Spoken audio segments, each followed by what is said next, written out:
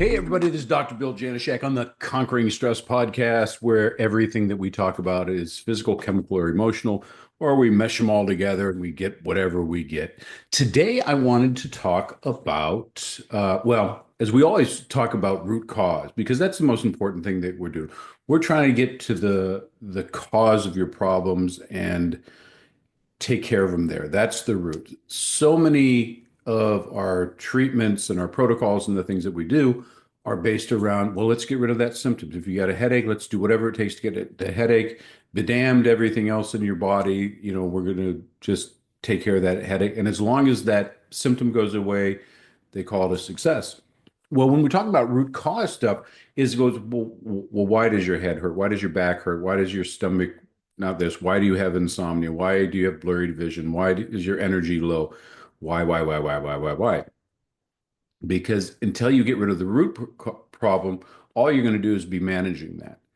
Uh, and if you're just managing the symptoms that you're having, they're going to reoccur and the body will fight back. Remember, people, the body is smart. It's designed to do the proper things. And if we understand what the body does and we understand what's going on and we can get to the root cause, you can just do wonderful things. But it begged the question to me when I was thinking about it was, what's the root concern? Um, so people will come in to me and that, most people will come because I'm a chiropractor, first and foremost, the headache, neck pain, back pain, and those are always, whenever I do the full medical history, it's not the only thing that goes on. There's other things that will relate to their symptoms. And sometimes educating people on how their constipation is related to that sore, stiff, achy, regular old person back. I get a lot of, well, it's normal back pain. Well, there's no such thing as normal back pain unless you've been like punched in the back. That's normal back pain. But people expect to not be doing that well, and so they don't do anything about it. So when they do go to the doctor, whether me or not me, or their medical doctor, their acupuncturist, whatever, whenever they intend to get an intervention that's beyond themselves, um, why do they do that? Why is it, well, to get rid of the symptom, the pain, whatever. But if you really break it apart, I said, what is the main motivation? Because while I'm always about root cause and stuff, we don't want to be hypochondriacs either and just, run to the doctor and have somebody fix you, you know, do something for you so that you can get rid of your issues. Um, so by the time you go and see a practitioner or somebody, you go see an expert, it's because it doesn't act the way that you should. If you worked in the garden and you were stiff and sore for a couple of days, or you had a workout, it was stiff and sore, but then it didn't go away, or it kept coming back, or you coughed and all of a sudden this bad thing happened, or whatever. What's really going on? And the first and foremost thing that comes to mind is people have fear. What is this? This is not normal? Is it something that I should be very concerned about? They'll run from everything to it's hereditary. My mom had it, and I don't want to get it. And is it this? Is it cancer? Is it gangrene? People will run scenarios in their mind, but at some level, it's a fear. And they're going, I don't know. I saw this thing and it started doing this, and they don't know what it is, and uh, they want an explanation.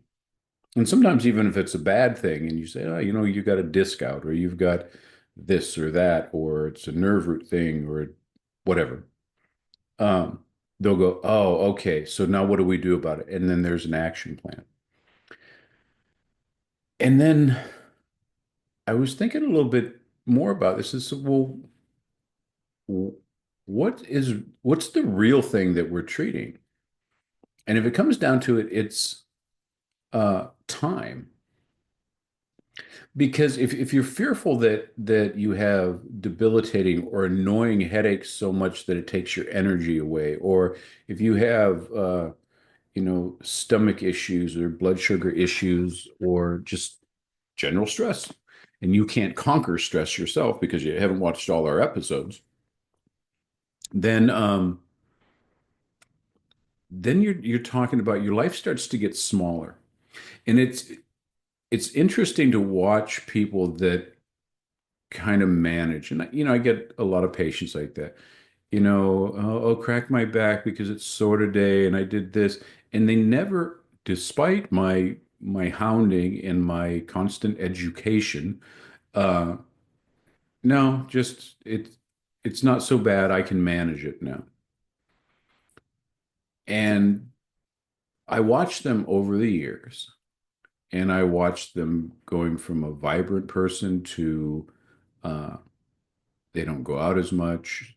They stop with hobbies or activities that they used to enjoy because it's they either don't have the energy to do it anymore, or they don't have the uh, wherewithal to do it. Or I don't know if you're listening to this, and if you've ever had something just chronic, either headache or back, it's not you can do anything, but it just kind of drives you crazy. It just saps your motivation. I don't, you know what? I would go out and I just don't want to deal with it. I know it's gonna, I'm just gonna stay home because I'm comfortable. I'm not an invalid here, but I'm comfortable where I'm at, and I know it'll be a great time. And we get to hang out with my friends or family or whatever it is, or go to a game or a movie, but I just don't want to. And for most people, like if it was just once in a while that happened, no big deal. Stay home, sip it up. But what tends to happen, and again, I've seen this a lot, is they just stop going, and they use starts out they use the weekends to recuperate, and then pretty soon the weekends are that's what their weekends are for. And then pretty soon they need Fridays or Mondays to recuperate longer, and they don't do much anymore. So what happens is their life gets smaller. And again, these are not things that most people won't even notice. Um, but they just their social activities decline, their hobbies decline, time sitting around tends to increase. They may try to sleep more. And again, it's not that they're in pain all the time, but there's nothing left in them just because their body's energy, their vitality, that inner oomph or wannabe or excitement is gone. And it just it doesn't work out well for them. And the reason I was thinking about this, while everything that we have that we're ultimately treating is time, because time is not like how many times that the big hand went over the small hand. That you can measure time that way, but your time on this earth is measured by uh, your enjoyment of it, your quality of life, and your quality of life is going to be the adventures and the experiences and the family and the it's more of the emotional stuff that drives you. And it might be your work. If you're passionate about your work, I'm passionate about my work. I love my work. And I always say that my vocation and my avocation are the same, and you can't tell whether I'm working or I'm playing because I just do. That's just part of me. And if that's someone and you love working, and you can't go to work because your back hurts or you can't concentrate in your quality of work, that means your quality of life decreases. And I learned this great lesson from a friend of mine, Michael Stevenson, who owns and operates Transform Destiny, which is a personal development company. And a few years ago, longer than that, it's been a while now. Him and his wife, they travel a lot because they do seminars, and they write books, and they're just always out and about.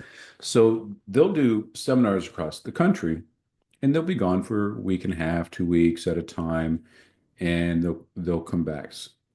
And in between their seminars, they would go out on little excursions and stuff, and they're the type of people that really like traveling. So one day they just got a wild hair and said, "Well, we're always coming back to visit our clothes and our visit our stuff, but what if we didn't have to come home? And what if we lived basically on the road or we lived on vacation?" And so they decided that they picked a place, and I think it was Eastern Europe the first year. They said, we're going to stay in this area. And they would go and live in a place for anywhere to 3 to 5 weeks to a couple months. And they would go so they could experience the area over there. And then they'd come back for a seminar back to the States. They'd be here for a few weeks visiting friends, doing some work, um, making public appearances, and then they would fly back to, a different area, and again, another 6 to whatever it was. But they were there at each place for an extended period of time, so they got to fully experience portions of the world beyond uh, tourists. So that they were temporary residents. And he did this, and I didn't see him face to face for a couple of years. And then we caught up, and I asked him about. I said, "Okay, well, are you sick of playing? Running around the country, being a nomad?" Because he didn't have any stuff. He didn't have a house. He didn't have a car. He didn't have anything. He didn't have a lot of clothes because he had to carry everything that he had. And he said, "Well, you know what's interesting?" He says, "No, I like what I'm doing." And he said, "You know how when people start to get older, they say how time goes faster." And I'm like, "Oh, yeah, yeah, I get that." He said, time it's not based on, the calendar. He said, it's based on how many unique experiences you have because those are highlighted.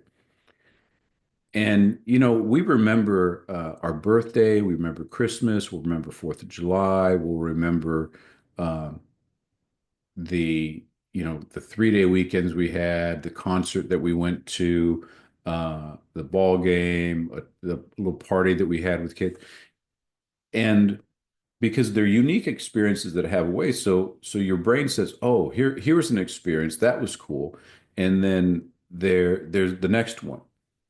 And the problem, and the reason that most people feel like time goes faster is because we have routines and we see the same things. So our this Monday looks like last Monday, that's going to look very similar to next Monday. And it's going to look very similar to the Monday in a month or 6 months from now, because that's what we do. We go to work, we drive the same way, we do this, we have this routine.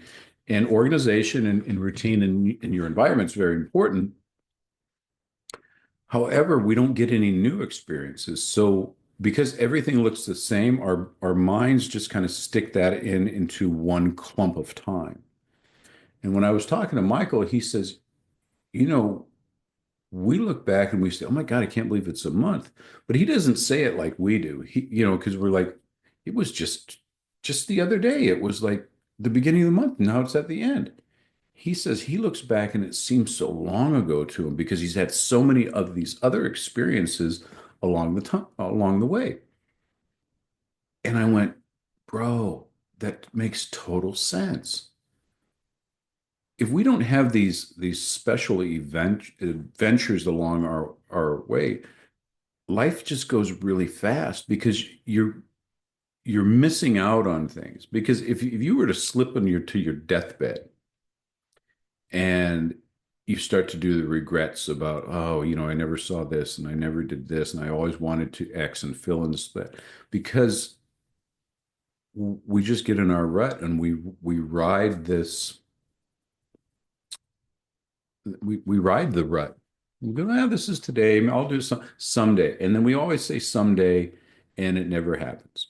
So what does that mean to what I'm talking about today? If if you're not healthy And health is going to be physical, mental, and spiritual health or emotional um, health and metabolic health. If you're not physically fit and strong enough to, and you don't have to run marathons or anything, to do the things that it requires, especially as we start to mature in life. If we can't process our blood sugar like we've had, if we're always inflamed and our joints hurt and we can't be too far away from the bathroom, or I can't sleep without my pillow, and I can't leave the house, like that. It's just like I said before, your life will begin to shrink and you will get into the rut that you can't get out of. And I've been telling people for years, and I used to joke about it. I said, but men retire, they build an add-on to their house, and then they die. And I had joked about that because I had several people in my life do exactly that. They finally retire, they would have some project. One of them was actually an add-on that they had always dreamed. When I retire and I have time, I'm gonna. So they set a vision or an intention for their lives, and they had something to look forward to. And the they finally retire and they have this project. It takes them months. And it's a passion project, and they build the add-on. They go through all that stuff. He puts it together. It's usually a man cave or something like that, or a den, because it's an add-on, so you don't need it to live. So they go in, they put the big TV, and there's no other plans for that man. So he sits on the couch and watches Matlock and Jeopardy and World War II videos, and he dies. He just waits to die because there's no other vision. There's nothing else that he does after that. He doesn't say, well, after I build the add-on, I'm gonna bike across the country, or I'm gonna create a foundation for homeless people, or I'm gonna cross dress, or whatever it is. But there's no other vision for them to do. And that's the same thing that people will have with their health. And again, I've seen it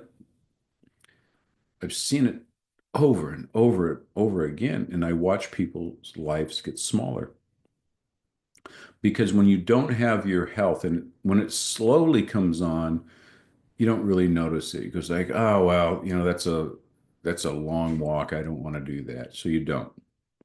And pretty soon that a long walk that used to be 5 miles became 3 miles, became 2 miles, became 1 mile, became a half mile, became, a lap around your yard. But your life gets smaller. And like I said before, your motivation tends to wane. If you don't move, remember, if you've been watching this or listening to these podcasts for a while, movement creates energy. It doesn't use energy, it creates energy, and it creates mental energy as well as physical energy because you start and fire, it wakes your body up. And if you don't move because you hurt and you didn't take care of something a long time ago, or if you thought it was normal, or you told yourself, or maybe even professional people that you went to go pay to take care of your health tell you, well, this is normal. You're going to have to go and live with it. And you do live with it for a little while until you don't live with it anymore. And I don't mean living by just breathing, but what are you looking forward to? DoorDash? Matlock reruns, petting the cat, is the highlight of your life gardening or taking out the trash. The lives get smaller. So when people go to the doctor, really what they're looking for is time. If they were on their deathbed and they say, if I just had more time, when you're taking care of yourself, and you do things not because you're hurting or you're symptom, but you start to check yourself out. It goes like, how is my blood sugar working as I'm getting old? How is my strength compared to other mature people of my age and sex? And how am I doing this? Can I still run the beach? Can I still shop by myself? Can I still drive at night? Whatever it is that you don't want to lose, you've got to keep in touch with because what happens is you're going to lose time. You're going to lose time with your grandchildren. You're going to lose time with your spouse. You're going to lose laughs with your friends. You're going to have so many experiences that you miss because it just wasn't, you just couldn't do it or you didn't want to do it. And that's the biggest thing that we do. If you want to take care of your health, it's because you have things to do and you have things that you want to do and you have maybe a mission on life. Maybe you have a reason that you're supposed to be here. But we've got to be able to carry our meat suit around so that that spirit inside of us, that thing that gets us up in the morning, that wants us to dream about building an add-on or doing a nonprofit that or the world's biggest quilt or making a pizza or you know whatever it is. But there has to be something that gets you out of there. If you're okay with just being okay, that's the biggest problem that you'll have. And I guarantee you, when time finally stops ticking and the sands of the hourglass are running out, those last few grains of sand are going to be of regret and not looking back on your life saying, yeah, I wish I would have done more. I think it was George Burns, who was an old actor and vaudevillian, and that, but he was he lived to be uh, I think in his 90s, but he was famous. He was always smoking a cigar, and he said, well, if I knew I was going to live this long, I would have took better care of myself. And it was a joke, but it's only a half joke because if you sit around and you reflect. And sometimes this is a good thing. If you see my, for you people watching, I show my tattoo. It says Memento Mori, and that means remember you're going to die. And and if you remember that you're going to die, it's a good reminder that today remember to live. And I've used this line a lot when I'm speaking or if I'm talking to a group or something, and I'll be talking about, I usually wrap up and I'm hoping to inspire people to take care of themselves and do something that will make them better. And I always ask, I said, who in this room would die for their kids? Everybody that has kids, raise their hand. And then I stopped and I asked one time, I just pulled it out of my ass, but it turned out to be really good. And I said, okay, well then who's willing to live for your kids? Because dying for your kids is easy. It's a one shot. You take a bullet and you don't have to worry about anything else. What's hard is living for your kids. But you live for your kids because you want them to see somebody vital, active, happy, that has a reason to get up in the morning and they're not just bitching through the day. Getting older is tough enough. We by default start to lose muscle mass. If you don't work at your keeping your muscle, you're going to lose it. We don't have to work at our bones getting thinner. We don't have to work on our blood sugar being harder to use because that tends to happen with age. Uh, we don't have to, worry about the wrinkles and stuff like that. Getting older is anything in nature has an entropy, which means everything goes to chaos, which means everything breaks down. So we have to be very diligent every day about showing your kids. And maybe it's not your kids. Maybe it's just the guy or the gal that you have to look at in the mirror. Is what am I doing today to better myself and managing the time so that I live the life that I want? And find a doctor or coach or somebody that you trust that will guide you along the way to help you get better. Because if you go to your 3-minute insurance visit with your doctor, you know, technically the traditional medical care that we receive, that it's like, well, let's wait and see. Well, yeah, you got this, but it's not that bad yet, and come back later and we can medicate you or do surgery or radiate it or something, but we've got to wait for it to get worse. That's just the stupidest thing that I've ever heard. But if you find somebody said, yeah, you know what? We're starting to see your blood work over here, or I'm noticing that you're gaining a little weight and it's in a weird place that's more of a metabolic syndrome, something. Let's run some tests. Yeah, you're not. We're going to tweak this, tweak that, and go so you can stay healthy and vital and you can fight off the aging. You are going to die.